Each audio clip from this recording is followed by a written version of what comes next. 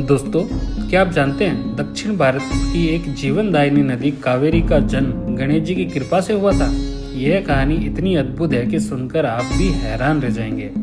एक बार एक ऋषि ने वरुण देव से प्रार्थना की, हे देव, धरती पर जीवनदायिनी नदी भेजिए ताकि लोग प्यासे ना मरे। वरुण देव ने आशीर्वाद दिया और एक दिव्य पात्र में जल भरकर कहा, जहाँ ये पात्र गिरेगा वहीं से एक महान नदी प्रवाहित होगी। लेकिन ये कार्य इतना आसान नहीं था। देवता सोचने लगे, यह पात्र कोई साधारण देवता नहीं पहुंचा सकता, इसमें पूरी धरती का भविष्य छुपा है। अगर ये पात्र कहीं गलत जगह गिर गया तो अनर्थ हो जाएगा।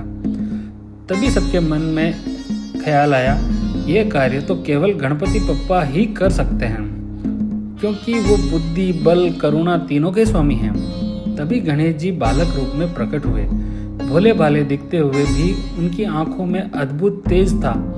उन्होंने बिना किसी संकोच के वह पात्र उठा लिया और यात्रा शुरू कर दी।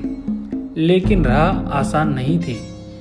रास्ते में एक भयानक दैत्य आ पहुंचा। उसकी गर्जना से धरती कांप उठी। दैत्य बोला, यह पात्र मुझे दो, इसकी शक्ति से मैं अजय बन जाऊंगा।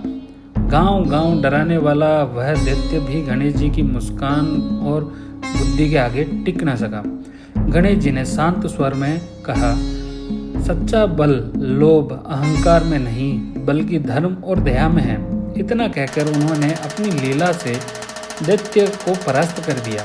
अंततः गणेश जी दक्षिण भारत पहुंचे और उस दिव्य पात्र को भूमि पर गिरा दिया और तभी से वहां से निकली पवित्र कावेरी नदी।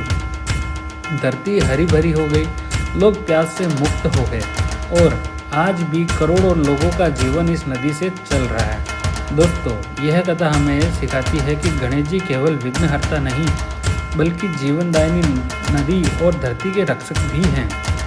और एक छोटी सी अपील आप लोगों के लिए, मैं रोज़ आप लोगों के लिए ऐसी कथाएं लाता हूं, लेकिन जब देखता हूं कि बहुत से लोग वीडियो देखते हैं पर सब्सक्राइब नहीं करते हैं तो सच कहूं मन उदास हो जाता है।